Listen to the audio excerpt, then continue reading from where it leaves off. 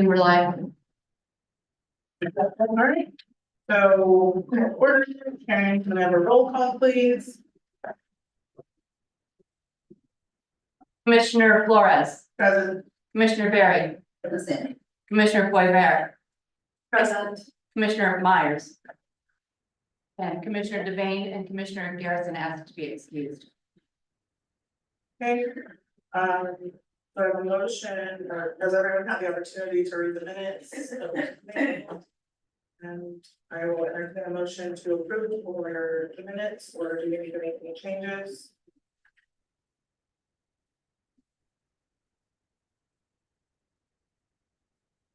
I make a motion. Okay, do I have a second? Second. All in favor? I. Any opposed? Okay, motion carried. Alright. Regular meeting. Was that what we did last, right? So, that's what this is about, so do we have any visitors, public comments? No, doesn't look like it. Staff reports, Nothing. nothing. It's gonna be a fascinating, unfinished business. Anything? No. New business. So we have a discussion regarding the certified local government training and lessons about Windows. And then is the discussion about other items a specific something, or is it It was just whatever you wanted. what I asked? Okay. So we want to hear about the certified local government training and lessons about Windows. Perfect. Sounds enthralling. I'm Perfect. excited. So so there was a certified local government training over in Dallas. And I would say it was a pretty good day. There was a dude there who presented from the National Park Service. That was very, very interesting. I thought he did a very good job. His first presentation was kind of meh. The second one, he talked about Windows, and I thought, wow, this is spectacular. Third one, he talked about storefronts, and I thought, this is really, really spectacular. He was very interesting, and so just some of the takeaways that I got from it. In front of you, you will see a window assessment key that I passed out. You'll remember that when we got those couple of window applications a few months ago, I gave this at the end of the meeting. Joyce Sears at the state had given this to me, and it's a nice little framework to think about windows and sort of analyze how a window is doing. You know, in terms of sort of conditions. But what I got from the guy is this is only a small piece of the puzzle. And you know, this sort of helps get a sense of like the condition of a window. But if a window were to be replaced, it doesn't really help us think about any sort of replacements. And so what the guy really talked about was replacement windows and how to make sure they are consistent with the character of the building. And I thought that was super interesting. So I have a video that I can show, and I think or that Karen can show, and I think it does a good job of sort of explaining some of the dimension or some of the areas of a window, and then we can sort of talk about how we can better get to the idea of if we are allowing replacements, how to make sure they're more consistent with the character of existing historic windows. So Karen, why don't you go ahead and show it, and then we can talk more.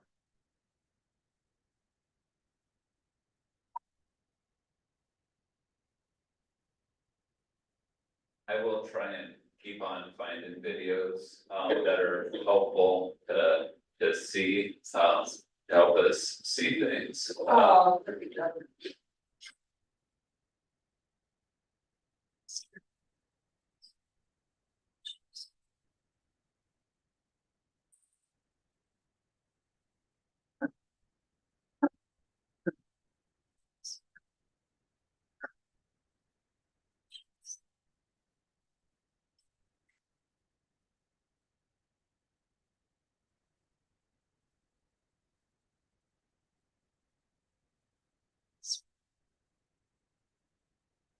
We believe that every corner of your home should be designed for the way you live. From dinner time to bath time. With looks that fit your style and features that make everything. Today I'm going to tell you about my favorite window in the entire world, and that is the double hung window. It's the pinnacle of window design, and which is pretty amazing because it was designed well over 100 years ago. Easy to use, wonderfully effective, and rarely does it need to be replaced.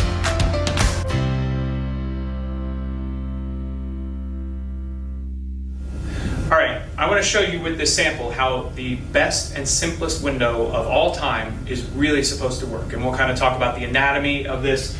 Now this is a double hung window. It is called double hung because you have a top sash, you have a bottom sash. And these both operate like this.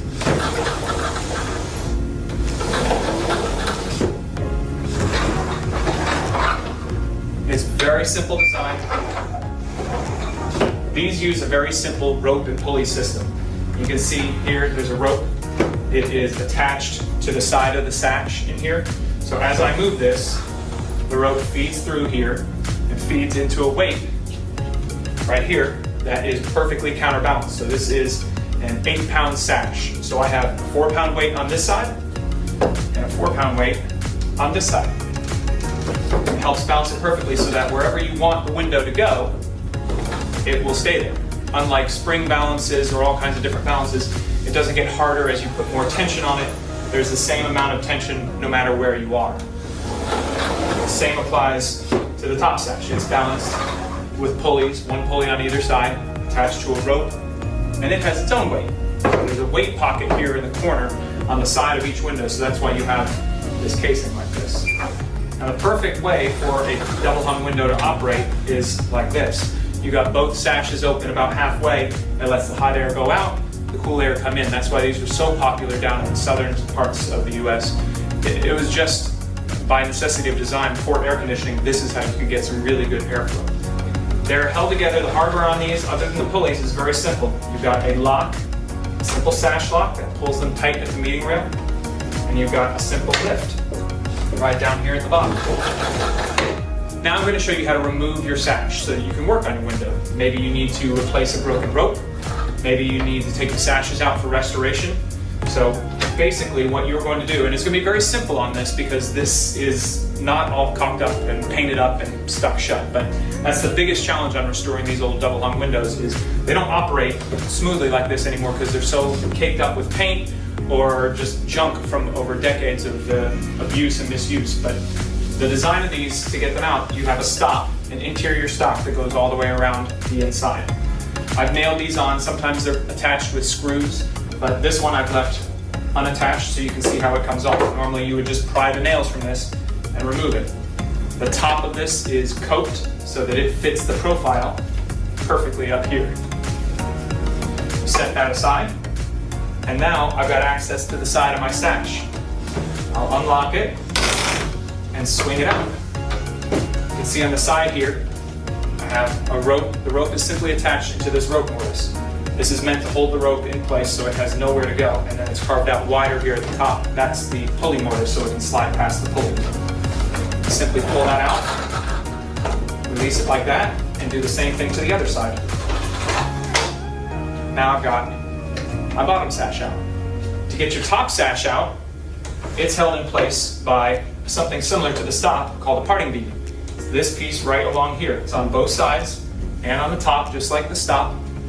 What you want to do is put your top sash all the way to the bottom, and then this is not nailed in place. Sometimes it is. It's usually just ended up to be caulked and painted in place. Put it all the way down, and you can remove this. It's just a simple rectangular piece of wood that fits into a channel here. Once you remove that, just like on a bottom sash, you can swing this side of the sash out, take the rope off. The knot will hold it, keep it from going back in the pulley. You can remove that side and set your sash aside. Now you're left with just an open jamb. So we'll talk about some jamb anatomy here so you understand all the components that really make up a double hung window. It's not just the sash. Right here, you've got your weight access doors.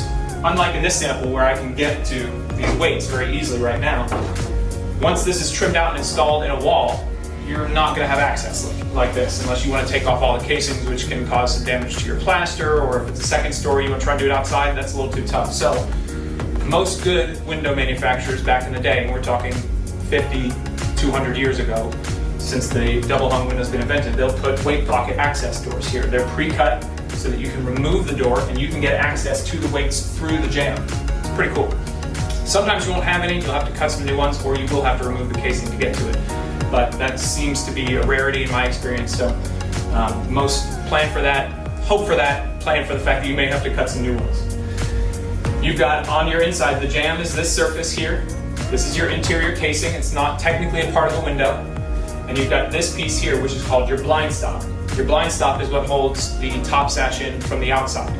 It's integrated into the jamb, so this is not removable without doing some serious carpentry. You'd have to remove the exterior casings and then pry this off because it's usually nailed and rabbited into the wood as a part of the jamb. Down here you have your stool, which is on the inside, and your sill, which is on the outside. I know that's a common misconception. Your window sill is actually what the sash rests on top of. The stool is what keeps it airtight at the bottom. So typically what we hear in books or people talk about is like if I'm resting my elbows on the windowsill, it's actually not the windowsill, it's the window stool. Viewing your window from the outside, the anatomy, here's our exterior trim, just the same as the casings from the inside, a head casing, trim legs, and you can see here's the back side of the stool, here's the sill, and there would typically be either a sub-sill or a kind of a detail on the sill that allows it to shed water. Right now in the sample, we don't have anything like that. But you can see how the blind stop works here. It's a step in from the trim. This is where your screens will typically go. They'll rest inside that. It's used as a storm channel or a screen channel, and that's how it's designed. This is, I believe, Western casing. There's also Eastern casing, where the trim itself is the blind stop, so you don't have that little rabbit for your screen or storm. If you're curious about how to make screens, check out my other YouTube video, DIY window screens or DIY window storms, for how you can build a wood storm or wood screen that fits on a window just like this. Now let's talk a little sash anatomy. On a sash, you have rails which run horizontal to the ground, think of like railroad tracks, and you have stiles which run vertically. These items that separate glass are called muntins. There's a vertical muntin, horizontal muntin. The vertical muntins almost always go all the way through. So this is one piece of wood that continues all the way through. They're mortised in here. The horizontal ones are typically intersected. So this itself is a muntin. This is another one over here. You could remove them individually if you took the whole window apart. That's how it's assembled. On the sides, you can see a good view of your rope mortise. This is where the knot goes in. The rope is fed up through here, and you've got right there space for the pulley. These are all mortise and tenon joinery. You can see how the tenon comes through the mortise here. It's cut out, cut away because of the pulley mortise. And then you have at the bottom, you have a meeting rail. This is a slightly different modified one that either has a little step in it or a slight bevel in it, and that's to help air seal when you close the top and bottom sash together. It creates a little bit of a weather seal, especially when you lock it together like that. On the outside, you have putty. On the inside, we had profiles, molding profiles of different styles, depending on the year and style of your window. On the outside, the glass fits into each one of these individual panes here. It's held in by glazing points, and then it is putty glazed like this and painted over top of it. This one we've left unpainted and some of it done with a back bed of putty like this, which is best practices, or you can also skip the back bed if you want something a little less expensive, not quite as high end. It's not a big deal, but it is an option for you in how you do your windows. Your bottom sash is much the same way. You have the meeting rail on the top this time. You can see it has that slight bevel on it as well. Mortise and tenon joinery. You have the pulley mortise, rope mortise, and the knot mortise. On the outside, putty, points to hold the glass in place. Most of the time you have a larger bottom rail on a bottom sash. That's one of the ways you can tell. And the bottom rail is sloped slightly to accommodate the water runoff and match the same angle as the sill. On the inside, profiles all the way around, and you've got your bar lift right here. All right, we've talked about all the anatomy. Let's put it back together. I'll show you how it goes back in.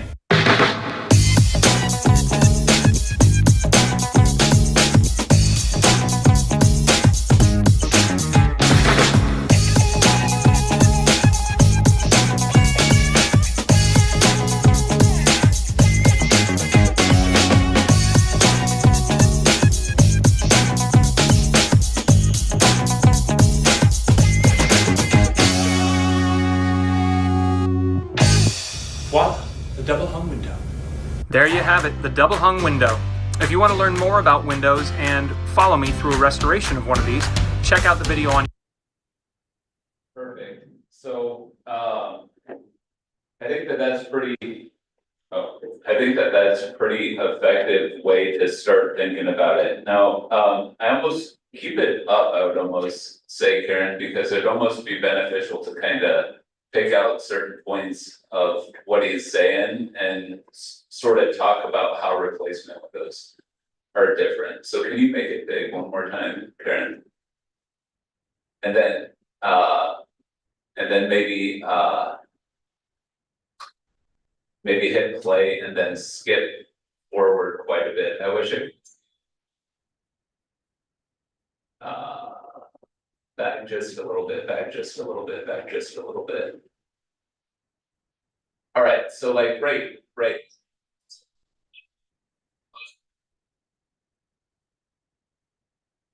All right, so this is perfect. So when people remove historic wood windows, this is essentially what they've got, right? And so there's different options of what you can put back there, right? Ideally, they would put back the same window, right? And use the same sort of jam anatomy that he was talking about, you know, with the blind stop and I don't know what it's called, the party bead or whatever it's called, and then the inside stop, right? Ideally, you would do that, but a lot of times what people will do is they'll take out that window and then they'll put in a whole new system that includes new jams and everything. So what happens is the area of the window itself shrinks. If that makes sense. Now, Karen, do you have that picture that I sent you to? I sent you a website with a picture that sort of shows that. Can you got that available? Yeah, so I'm gonna have to stop this. Can you just minimize, can you, okay, so we'll show them that in just a second. So I want you to sort of get a picture of this anatomy. This is what people are seeing with this window. Excuse me, there would be a sash dimension here. Now, what happens when you use the entire window with a new jam and everything too, is you've got the old jam and then a second jam that essentially makes the window dimension smaller. So you're reducing the window dimension by doing essentially two jams next to each other. So what was showing here is like trim stat or blind stop sash. Now we have trim blind stop, second jam, and then stash, if that makes sense. With a whole new window casing sort of thing. And I thought that was so interesting. I just had I had never quite thought of it like that. So ideally, to preserve the character of a window, you're trying to get people back to essentially using the existing jam, if that makes sense. And you know, keeping the window inside the existing jam if it's possible. Now, Karen, go forward to when he's holding the window and he's sort of like pointing out all the dimensionality of it and everything like that. A little further. Little further though. All right, yeah, okay, that's maybe just a little further because he like gets it a little closer in at a certain point. Yeah, so okay, this is good. Pause it right there. Now I want you to see this. You see the dimensionality of these things. Those are three-dimensional, right? On new replacement windows where you put stuff like that on, you're not able to achieve that three-dimensionality. Those muntins are not going to be raised. And it's interesting, a lot of them are just superficial to the glass. And so you can like just pick them out, like as you're walking along, you can pick them out on a street. I mean, They're more flat. they're far more flat. And the point that the guy was making is, do you see how this creates a shadow line right here? That shadow line is lost, right? So some of the character of that window is just completely gone. Also, you can see I mean, he's talking about the construction ability that went into creating the window, right? I mean, you got a sense of all of that with all the components and just how intricate each of them are, right? When you remove that, you're not going to get it back from a replacement window, problem. Another thing that the guy mentioned is each of these panes, in a replacement window, it's just one pane of glass and these are stuck on top. And so what happens is, if one of these panes broke, you could go in there, you get a replacement pane, put it in, putty around it, and call it good. If a replacement window broke, any one of the panes, the whole window's broken. So that was another thing that was there. So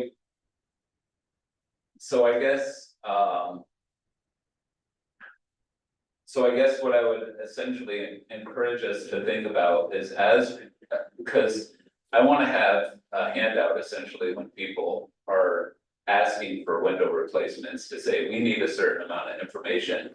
I feel like this is a good start to sort of say, hey, tell us the character of your existing windows.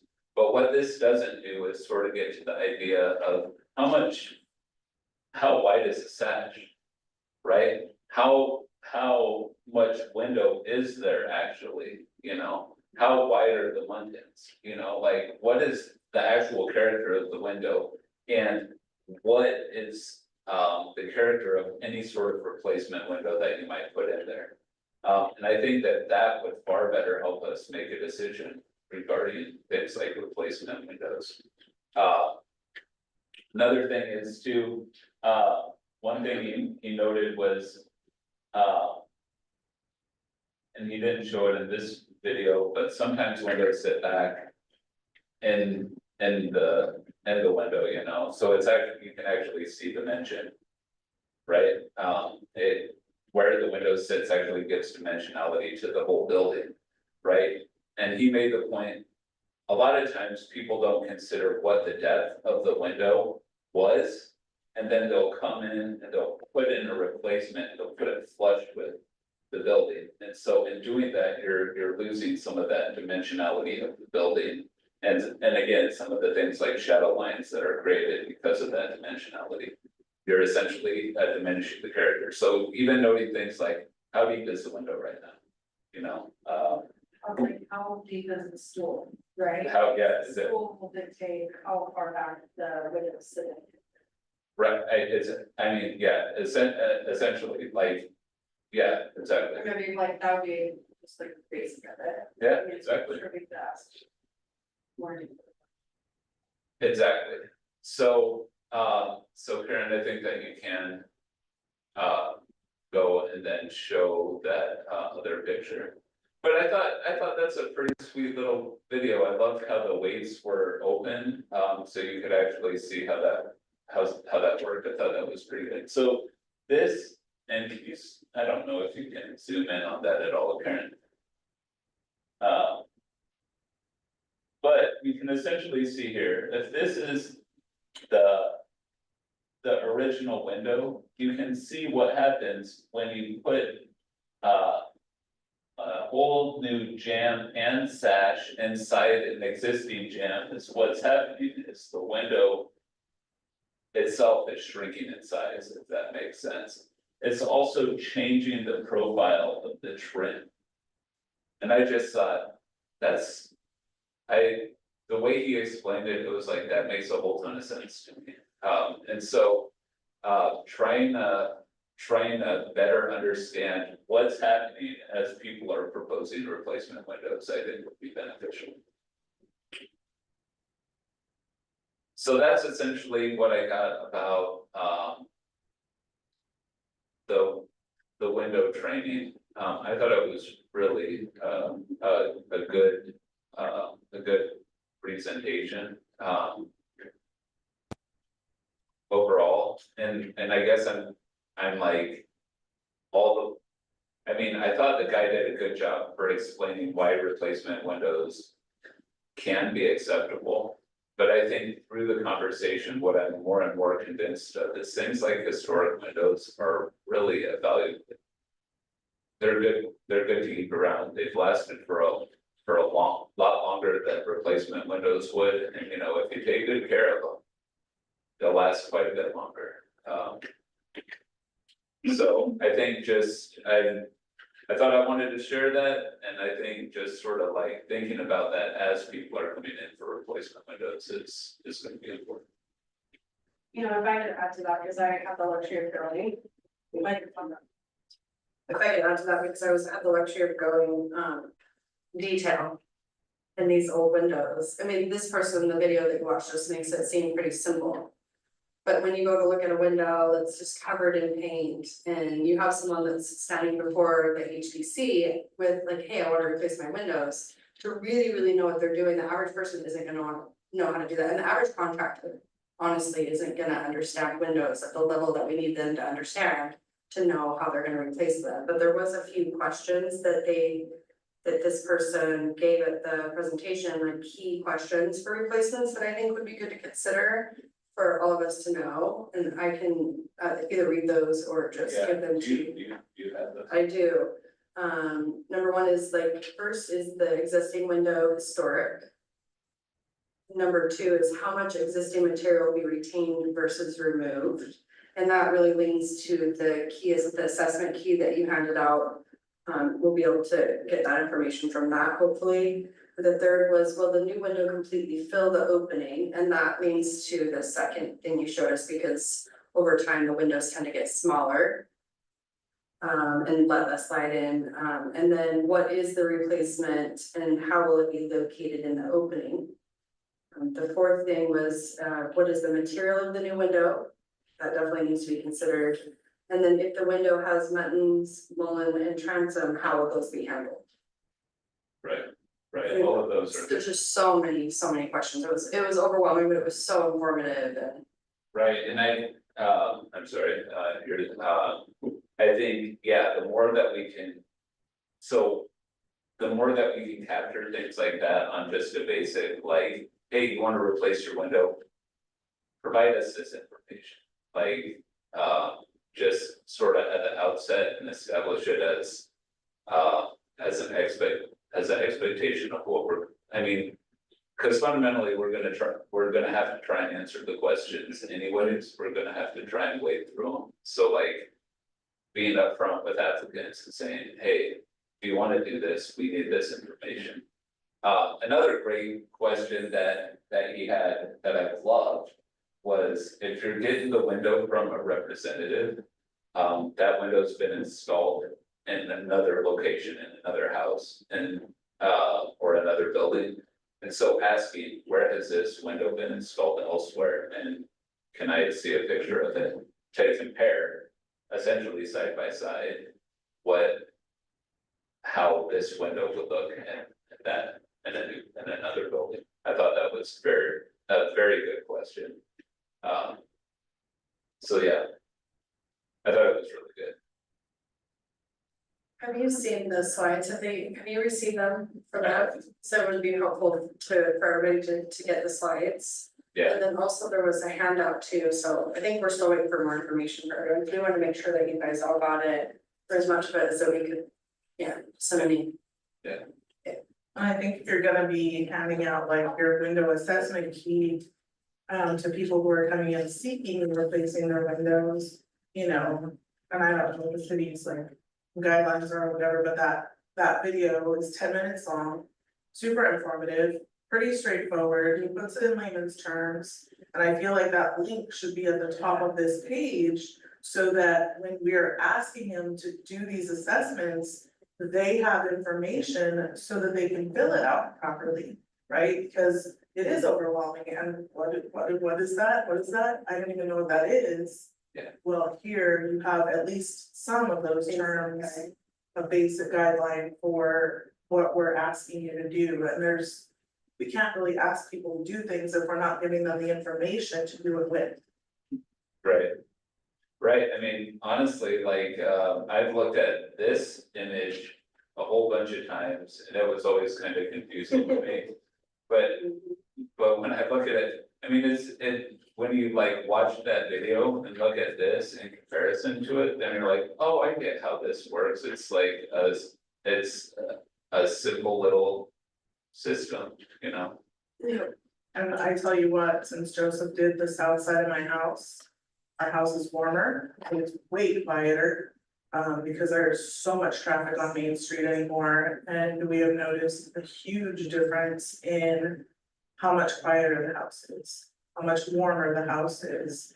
The ability to actually use the double hung feature of it is phenomenal, it's amazing.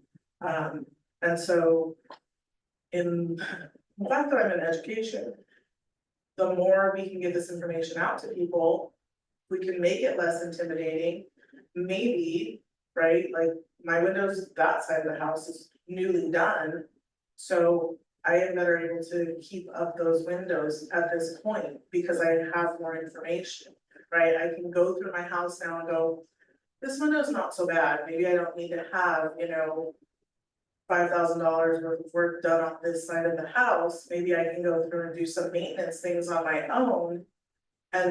And fix it on this side of the house. Yeah. And those maintenance things are going to keep these windows longer.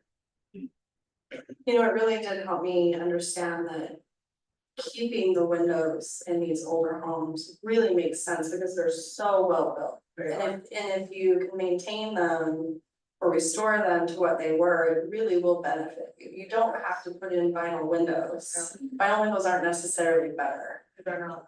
The only other thing that I think would be important to mention is that if someone comes in and they really want to put a different type of glass that's maybe more energy efficient, it really changes a lot because you're gonna have different weights on the sash cords, and so there's just, I mean, every portion of this diagram, these little intricacies, if any of that changes, it can really change how the window functions.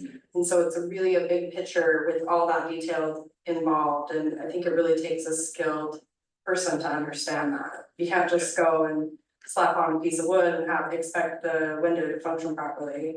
So no wonder people want to do vinyl windows, right? Because it's just easier, but we really should encourage people that are in front of us to maintain the windows if they can, keep them. Yeah, no, I think all of this is good, and I mean, I think even. I mean, we've tried to shoot a couple of videos with Joseph, just really showing that, but man, it might even be beneficial to just have people say, these things are awesome. You can all come to my house and play with my windows. I sit in awe of them.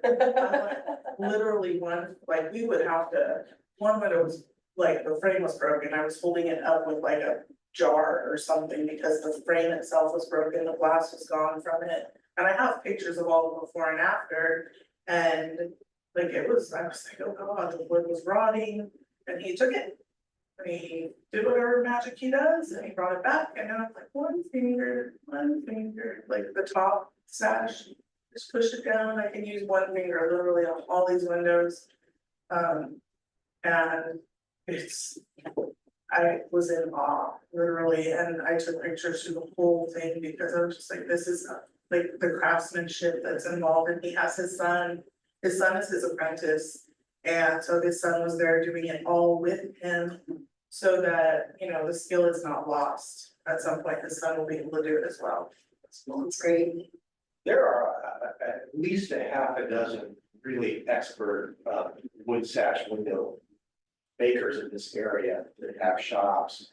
And one thing that might be useful is to get some idea of cost comparison, because sometimes you'll find out that getting somebody to build those sash windows for you is almost comparable to buying them. And that's what I found in the past. Old sash windows are actually really easy to work on, but it does take some time and patience. Yeah, I mean, and Joseph calls it like, I mean, Joseph talks about like building a house, like playing with Legos, you know, and you see stuff like that, and, oh yeah, you can pop off this piece. It's like, oh. That makes sense to me. So if you could give me those, the names of those folks, Yeah. cause you know, I mean, even talking to people about rebuilding, sash windows, cause I mean. Ideally, then you can just use the jam again and just stick it in, right, instead of putting in a whole new system and it. Most of the windows on the west coast don't have the ports to take out the weights, and that is kind of a pain, you've got to cut up. But that made life a lot easier, everybody had those, I'll tell you. Like looking at our, where's the board at? Yeah, It was, me and Joseph and Emmanuel, we went over to the old library. And Joseph was walking us through a couple of those windows and we're trying to film it. And when we opened that one up, you could see the port for the library window. So we did see that one, for the weights. other thing to tell everybody when they do their windows, do not use nylon boards. They probably mentioned that, I'm sure, but you get to because they'll slip after a while. Then, Use old cotton, cotton or sash, cotton sash. Cotton. Yeah. cool, so we can go on to the next item then.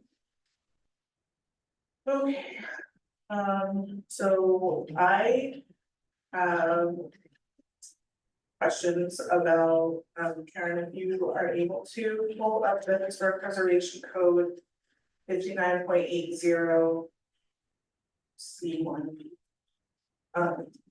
When we approved the building, I don't know the address next door to mine, Brad's building, Brad Harris's building.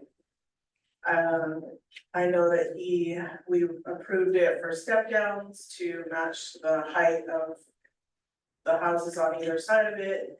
I know that the fire marshal came in and told him that he needed like egress on both of those sides, so now we have the dormers on the north and south side, which makes it look larger. But even besides the dormers, that building does in no way match mass or height. It dwarfs the other houses on its block and on this next block over. So going forward, nothing to do about it now, going forward, how do we make sure that that doesn't happen? And also, like, I know that when we approved it, Don was still on the historic preservation because he had asked about the setback and moving his building forward, and we told him no, but it is now, and that was one of those that new thing that came along that said, let everybody know everything. So his building, the front of his building sits at where my stairs end. And nobody ever even like let us know that was happening, which if we can't stop it, we can't stop it, but I prefer not to have surprises. And I'm sure that there are other people in the city who prefer not to have surprises, so. Going forward, as we're learning these things, how do we address making sure that 59.80.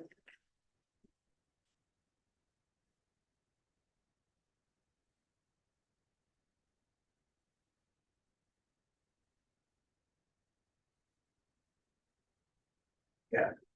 There, and then C1B, so down just a little bit further, please, thank you. The structure is of similar mass, size, and scale of surrounding buildings. That, I think, that report card there, that's not passing, it's on that. Yeah, so I mean, I feel like, so. I feel like this is gonna be something that we're gonna, need to try and figure out, obviously. but it's also something that, and then we had talked about this is something too that we're gonna struggle with, especially given the 1537, yeah, where you can request adjustments to even things like height and stuff like that. So we're gonna be struggling with this for a while. I will say a good thing that we have coming up is we actually applied for a grant probably 2.5 years ago, 3 years ago, to help us think about, I think it was, maybe it was, yeah, something like that. To help us think about how infill development happens, and better address transitions between things at different height. One thing that I mean, our single family residential zone allows 35 feet. 35 feet next to any place, any residence in town. I mean, yours is a commercial zone. It's mixed use. Mixed use, yeah. No, we reduced it to 40. We reduced it to 40, but now you can go up another 20%. I'll say even 35 in residential areas is a problem. Like 35 next to a lot of our single family historic structures is very tall. We've known this for a number of years. But the whole idea of how to make those transitions is it's more complicated than I can do, given the amount of other stuff that I have going on, if that makes sense. So we did get that grant approved. We will have a consultant, I think, start in like January, helping us think about how infill development works. As part of that, one of the things I want them to help me think about is how to do height transitions better.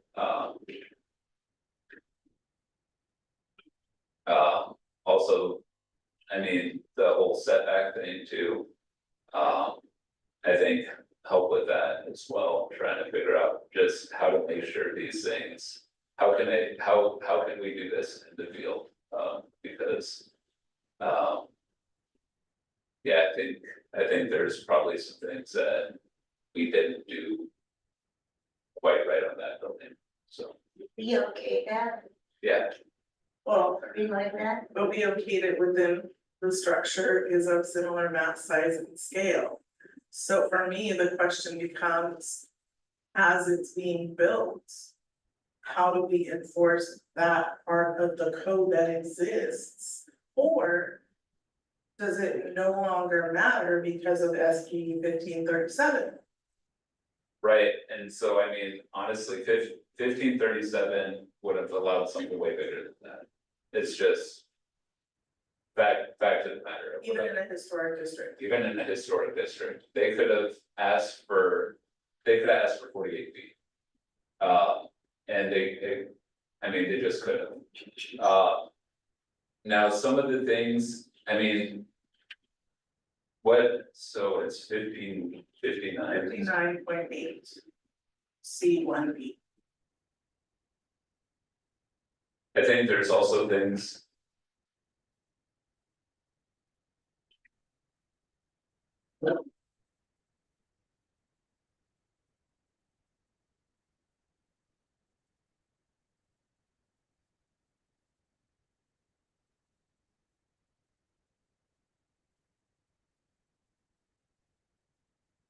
So this is, so in terms of. Cause so what does the standard reads as, it says the structure is of similar mass, scale, and or size and scale of surrounding buildings, scale, mass, and proportion. The building includes projections and building articulation that breaks the mass of the building into smaller components. They absolutely did that. They broke it into. They absolutely did that. If a proposal attempts to create a larger structure than is found within the surrounding residential area, the proposal creates distinct building masses that are similar in scale to the neighboring single-family homes. That's one where, I mean, I could probably argue both ways, where because of the pitched roof on the front of it, is probably bigger than your house. By a lot.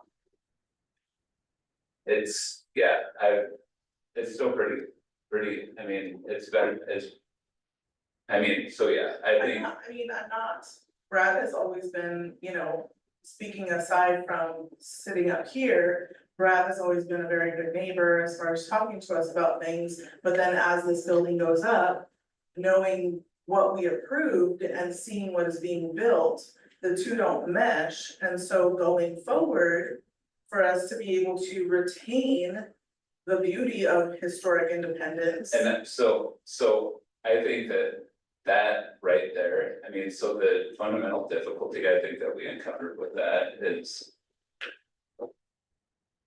how to determine that the height of your building, let's say, and the height of your neighbor's building. I don't think that we have a good way of being able to go out right now and say, that's the height of that building. You know, I think we can guess, we can get pretty close, and I think that that's probably what we did with that, where it's like, I bet you that's the height there. I think he's a surveyor, and I think he measured. Okay, Isn't that what surveyors do? I don't know, honestly, I don't know. I know that surveyors do land, I don't know if they do height, so I mean, perhaps one of the submittals that we should say that people should submit is the height, like the actual height of neighboring buildings, right? And You just using this building as, no, the standard is specifically the ones on the same block.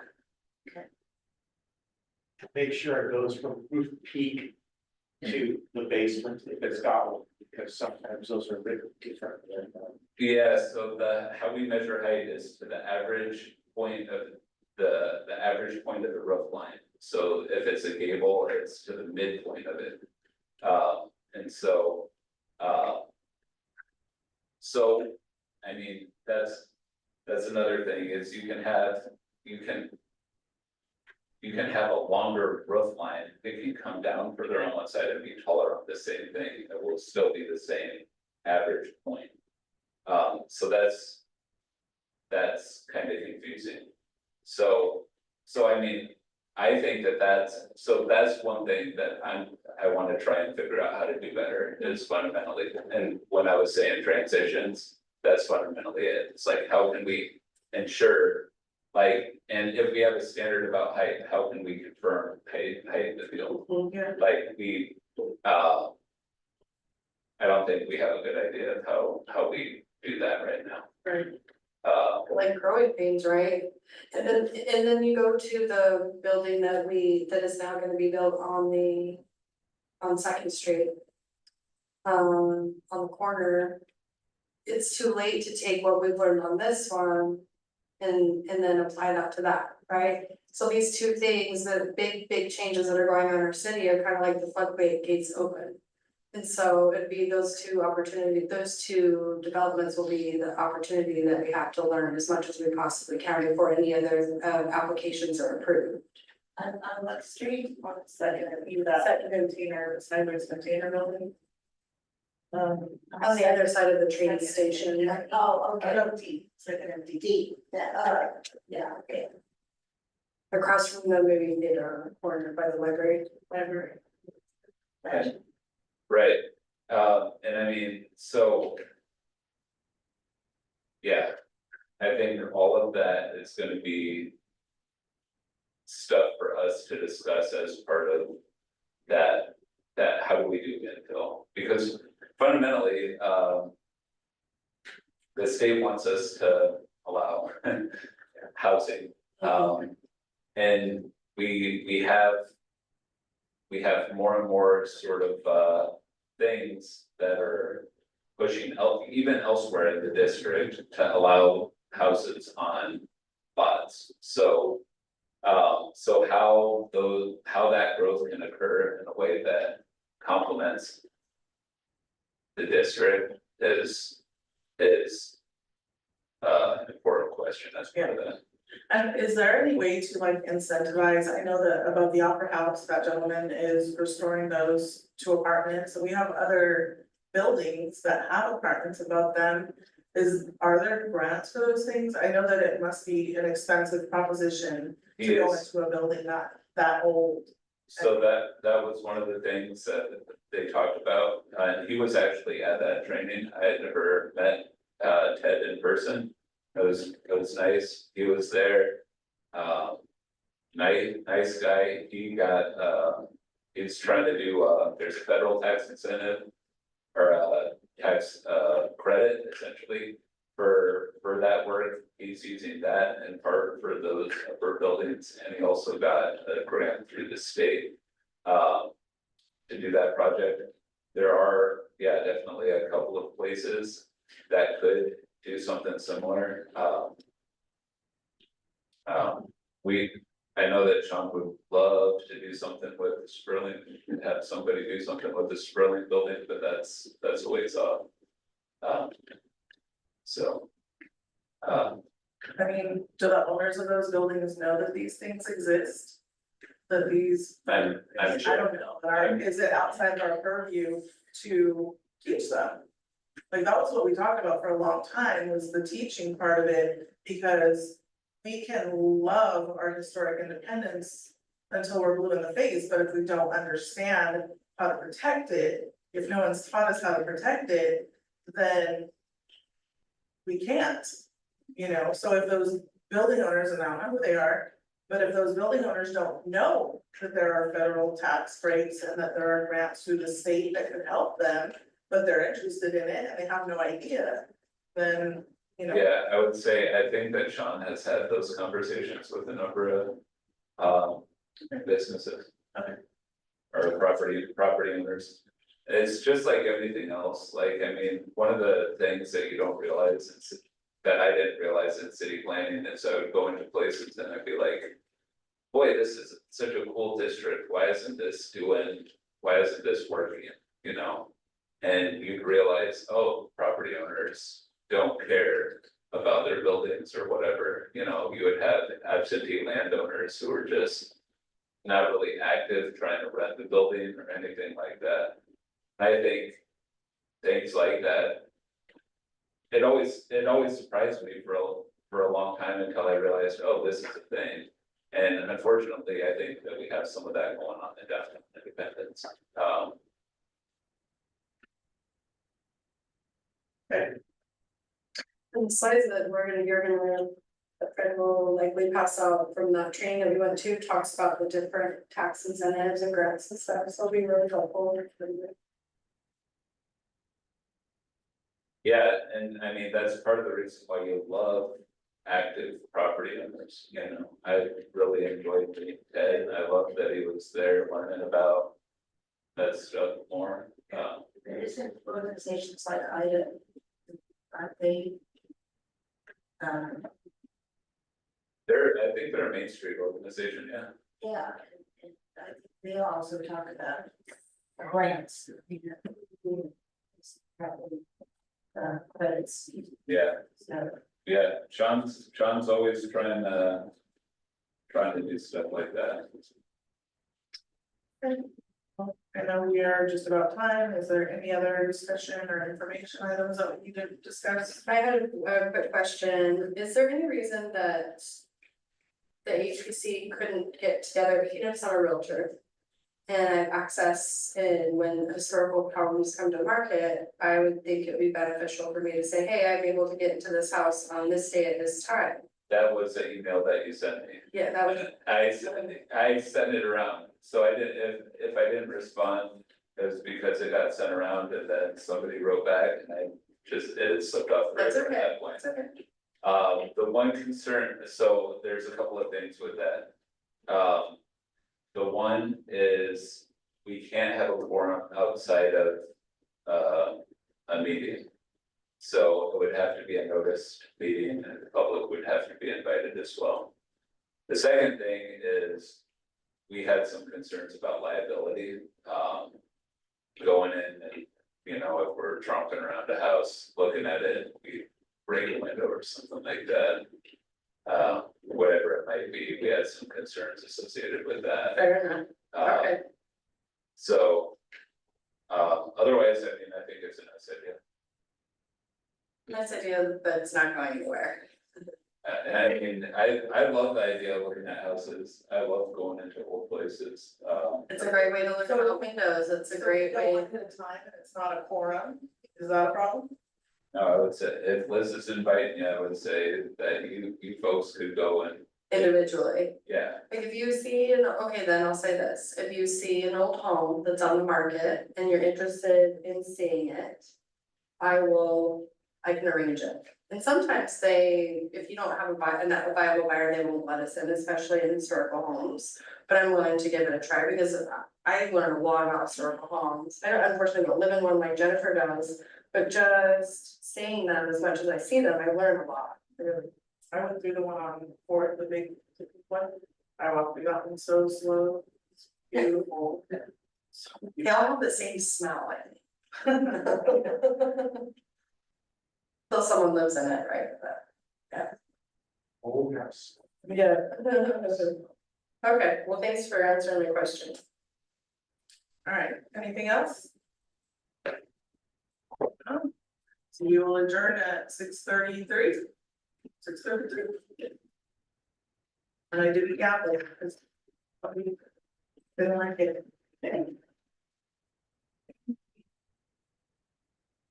Ladies and gentlemen, this is the last